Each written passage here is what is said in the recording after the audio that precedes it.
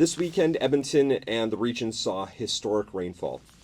Over the past weekend, the heavy rainfall created pressure on the region's stormwater system, with localized flooding and backups being reported in neighboring communities. Last night, in anticipation of more rain throughout the night and in an abundance of caution for our stormwater system, which was operating over capacity, the City of Edmonton requested support from the Alberta Emergency Management Agency to issue an emergency alert. And so we ask Edmontonians to continue to do their part and take immediate steps to reduce water use. And that's avoid unnecessary indoor water use, limit showers and baths, delay laundry and dishwasher use, and ensure sub pumps and downspouts are functioning properly to direct water away from homes. These actions can take pressure off a system at a critical time. And the current alert continues until 8:55 p.m. and will be reevaluated later today. And the City of Edmonton and Epcor continue to work together during periods of increased rainfall and potential flooding. Epcor is leading the response on the drainage system, and crews are working around the clock to manage conditions and respond to resident concerns. This is a regional weather event, and we're seeing similar pressures in other communities experiencing sustained rainfall. And I'd like to take a moment and thank Edmontonians for doing their part in conserving water during this time and ask for their patience. This is an evolving matter, and we ask that Edmontonians keep updated by visiting epcor.com and Epcor's X and Instagram accounts. And for Alberta emergency alerts, visit alberta.ca/emergency alert or download the Alberta Emergency Alert app and subscribe to the notifications. We have seen neighbors come together to support one another, which is the most Edmontonian thing that we can do. And I'd like to thank the crews that are working diligently throughout this evolving event. And finally, just a reminder for Edmontonians to call 311 to notify City of clogged water drains, and to 911 for any downed power lines. So that's just a few quick remarks, and happy to take any questions. And again, having the expertise of Epcor and our City of Edmonton team, if there are any. Mr. Mayor, first, is there any cause for concern about the status of our infrastructure right now? A lot of Albertans were concerned about what's going on in Calgary. Is the status of our pipes, our wastewater system, is it solid? I'm going to let Martin. Yes, but we'll go further. The answer is yes. It's a great question, obviously. I'd say the system is operating Edmonton-wide pretty much as we expect, and I'd actually build on what the mayor said about this being an historic rainfall event. I think the forecasts indicate by the time we reach next weekend, we will have had the rainiest June in central Alberta in more than 100 years. So actually the fact that so much of the city, the system is operating well and we haven't had serious impacts is, I think, testament to how resilient it is. There are portions of the city where there are greater risks of pooling, of flooding, or where people may have experienced backups, and actually our crews over the weekend responded to more than 600 instances, and actually we're out on site helping customers. So helping continue to conserve water right now will make the system more resilient over these coming days, so the rainfall can make its way through the pipes and open them up so we can return to normal use. On that note, knowing what the city, knowing what the forecast was with so much rain, and now knowing that it's still coming, did the city or utilities do anything to kind of prevent it from being worse than what it is right now? Considerable work was done in sort of the week running up to this rainfall event, and I know if you look ahead to the forecast for this weekend, there might be another 30 or 40 millimeters of rain. So part of this conservation appeal is to deal with the immediate pressure on the system, and part of it is in anticipation of the additional rain that's yet to come. I'd say that rainfall earlier in the month, at the start of June, and then the sort of persistent slow rainfall since then, it has saturated the ground. So when new rainfall comes, it doesn't know where to go other than into the streets and into the collection system. And that's what creates the unique pressure at moments like this, and why crews have been managing stormwater pond levels, for example, to get them ready to receive this volume of rainfall. And you see now the stormwater ponds are at very elevated levels, still functioning normally and within their bounds, but they're doing a lot of work. Maybe I have one thing just to that, if you don't mind. I think I do want to rewind back almost a number of years. So back in 2019, the City of Edmonton, in partnership with Epcor, had worked on a flood mitigation program. recognizing evolving weather patterns, and in particular knowing that what used to be a 1 in 100 year flood, 20 years ago, is more frequent now. And so there was a $1.6 billion investment made by the City of Edmonton, which Epcor is actioning, to ensure that we're building out more stormwater ponds, that we're building up the city's resilience for situations like this. And so it's something that we've been working on for some time, because we were doing this quite a bit, a number of years ago, to help prepare our city for any situations where we do see evolving weather patterns. Is that going to be enough, do you guys think, considering how much volume we're getting today, and presumably this will be happening more frequently in the future? Yeah, we do expect more intense rainfall, more frequent rainfall, and actually also more extended periods of drought. Right now we're dealing with one end of the problem, but we have the other end to consider as well. So in fact, a lot of that investment plan, it's a 20-year infrastructure build-out. We've actually completed a great deal of it. A lot of it is building green infrastructure around the city to create more absorption capacity in Edmonton, which helps reduce pressure on the pipe network. So we think we have the right plan long-term to make the city more flood resilient, even as the intensity or frequency of rainfall events increases. How does insurance claims play into, I guess, the city? Like, I mean, we saw it years ago with Calgary dealing with it, but if you could speak to that. Yeah, if your home has been impacted by water infiltrating through your basement walls or by a backup, one of the first calls you make is to your insurance company. And they will usually help you with the immediate response of drying out your home, remediating the situation, and working through a claims process. So the insurance industry and the insurance partners, I'm sure, are quite busy right now, but they're a critical part of the response. This morning in utility committee, it was mentioned Castle Downs was being hit particularly hard this weekend. Could you just explain, like, why it's localized like that? Why Sure. it's worse in some parts of the city? Yeah, and there have been several parts of the city where there's more pressure than others. Beaumaris would be another example. Some of the southern parts of Millwoods are another example. And there's usually a sort of a pancake of reasons why it's more an issue in one part of the system than the others. Part of that is we talk about these rainfall numbers citywide, but as we all experience in a storm, rainfall intensity can vary a great deal over an area the size of Edmonton. So some parts of Edmonton may have received substantially more rainfall than other parts. And in other cases, it is how much green space and infrastructure there is in that area to absorb what's already there, or how saturated it is. So there will be variability of impact, and also elevation can play a part as well. Lower parts of the city, just like lower parts of your own property, are more susceptible to the pooling of water or to flood risk. And are there any takeaways from that? Like, are there certain areas that are more prone to wastewater backup that the city needs to look at some upgrades? The infrastructure itself is sort of built to anticipate where the low points in the system are. I'd encourage folks, if they haven't already done so after this event, to take a look at the free home floodproofing inspection that Epcor offers, as well as the subsidy we provide to install a backwater valve. A backwater valve is what can prevent a sewer backup into your home. We send folks out, they take a tour of the property inside and out, and to give you some helpful tips if you're in a home about how you can floodproof your own home. Can you just give us broad strokes of the long-term flood mitigation plan, like the upgrading the stormwater ponds, the manhole lining, and the SIRP, whatever the SIRP thing? is the name of the plan, the Stormwater Integrated Resource Plan.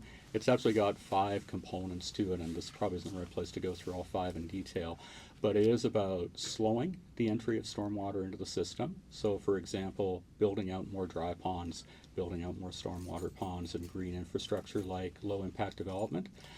And then managing that water to get through the system safely and efficiently and back to the river cleanly. So there are 5 components to the plan, but that slowing the entry of water into the system is by far the biggest one. We've said, you said, or at the committee, they said that we are at capacity. Is the plan that's in place right now, is it enough to handle the capacity if we're above capacity right now? Well, we've seen the rainfall has abated this afternoon. Let's hope it stays that way for a little while. It's why we've asked Edmontonians to help out each other, not just the utility, but help out yourself and your neighbors by reducing the amount of water going into the system. So anything Edmontonians can do to conserve will help improve our prospects over the next couple of days and reduce how many people experience the flooding or backup in this community. Is there any lesson that's being learned from this? If we're at capacity, and you already have a plan, are you gonna change anything based on what's happened? Well, we need to continue with the plan and continue making those additional investments. They haven't all been made yet. It is a 15 to 20-year plan to make those investments because they're substantial and they are citywide. So in the parts of the city where that plan's been completed, I think we see less impact. We need to continue building out that green infrastructure. Do you have an Talk idea of about, the volume? bylaws and rules on drainage from one household to another's yard or things like that, like your downspout going into a neighbor's? Can you speak about that? Sure, I'll let the mayor speak to that since that Cooling really water, becomes a that kind of bylaw thing? enforcement Yeah. issue. But yeah, there are rules around that. Yeah, I mean, so about a decade ago, City Council updated our drainage bylaw that makes it very clear that drainage has to run either to the front or the back of the property. If it is running to the side there, and you have to have a swale to make sure it's getting to the front or the back. So it's very clear in that regards. Everyone has that responsibility. If for some reason that's not occurring, they can call 311, report that to bylaw, and bylaw has the ability to enforce that through our drainage bylaw.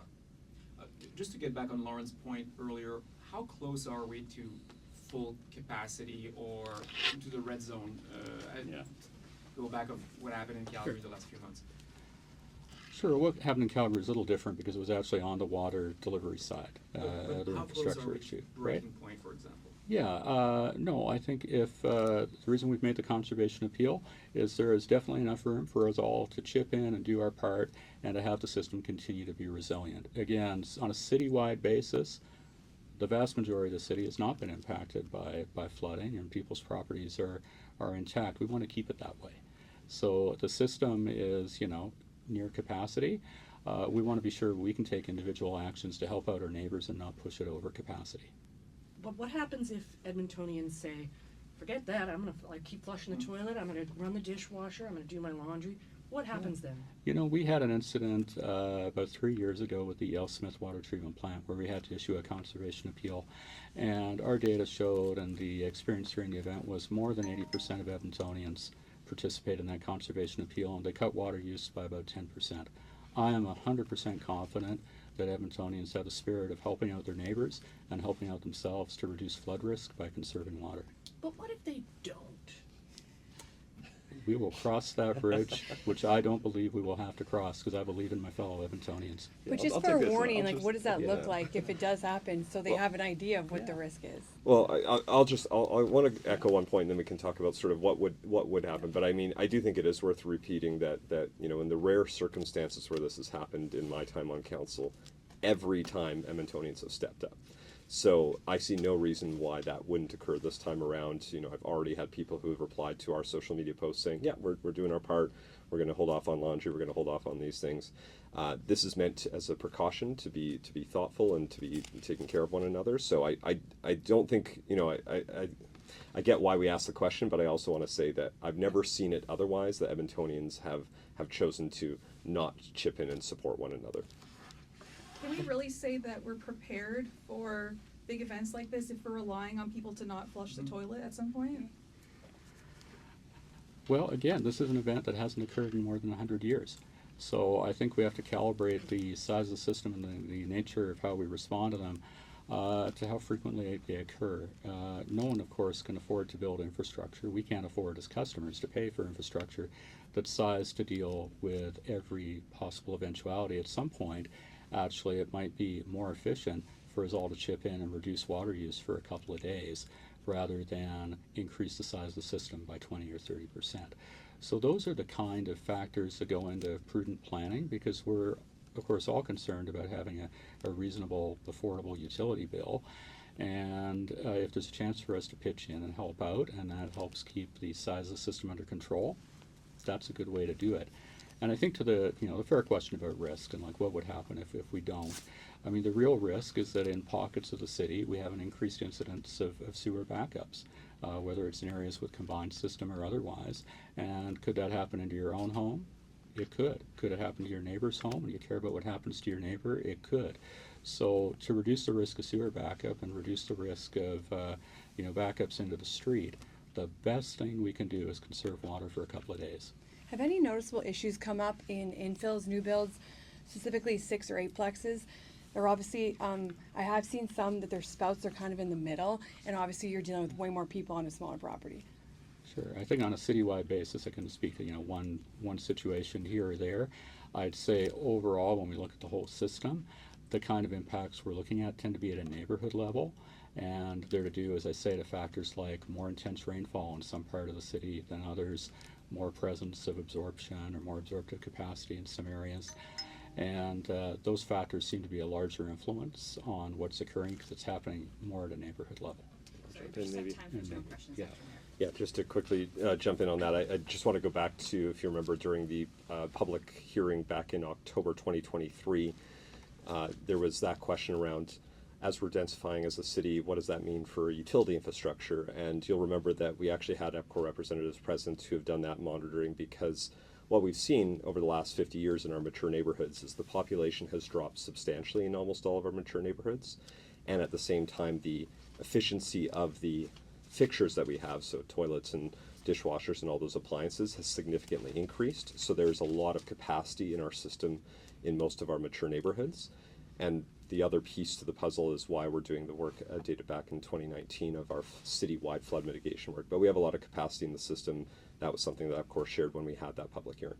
We have rain in the forecast Friday to Monday. Are we going to be out of the woods for the current storm by the time that comes, or is there a risk that we're gonna have to be conserving water for like the next week or so?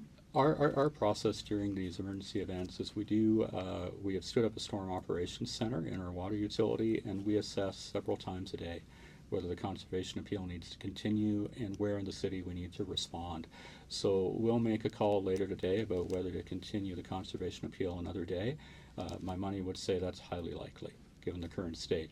How far into the week we continue that to help make room in the system for the coming rain, we will appraise sort of every 6 to 12 hours, and we will update our website and the media and the community through that. So we can't be certain how long this appeal lasts, but we're all certainly mindful that there is more rain in the forecast for the weekend.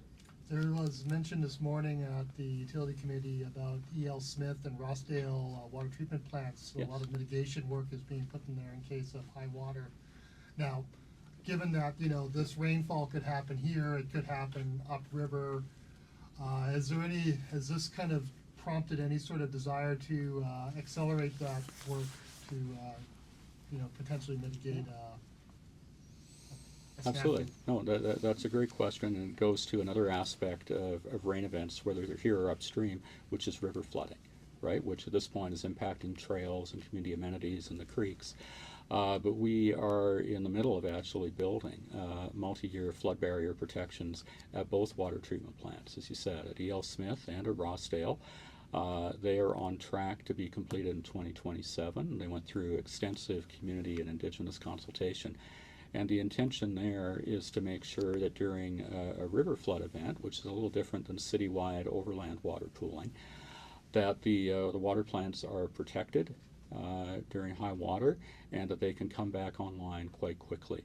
As you may know, when there's very high water levels in the river, it can compromise how quickly we can treat the water, or our ability to, but the intention is to make sure that the plants are not damaged by a river flood and they can get online quickly afterwards.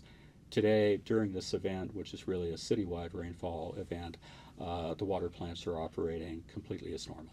Okay, just time for one more. Or in that kind of- If someone's had wastewater back up into their home, into their basement this weekend, what's your message to them? Well, I emphasize, I think we all know a lot of people who certainly had water come into their basement, and then a few across the city who've got sewer backups. As I mentioned before, the first best call to prevent further damage to your home is usually to the insurance company, and they will help send out remediation crews and limit the damage. And folks should call us as well. We've responded to more than 600 calls, not all about backups, but a lot about flooding. Our crews will come, help identify the cause, and assist as we can. So certainly our thoughts go out to all Edmontonians, including folks on our own teams who've been affected by water in their basement or by backups, because it is a really tough experience to go through. And it's actually all the more reason we need to help each other out as neighbors and conserve water so as few Edmontonians go through that as possible. Yeah, jump in and just I'm going to probably echo that point, but just my message is first. I hope it's a few, not too many people have experienced that, but I have seen some pictures and videos of some folks having to deal with that.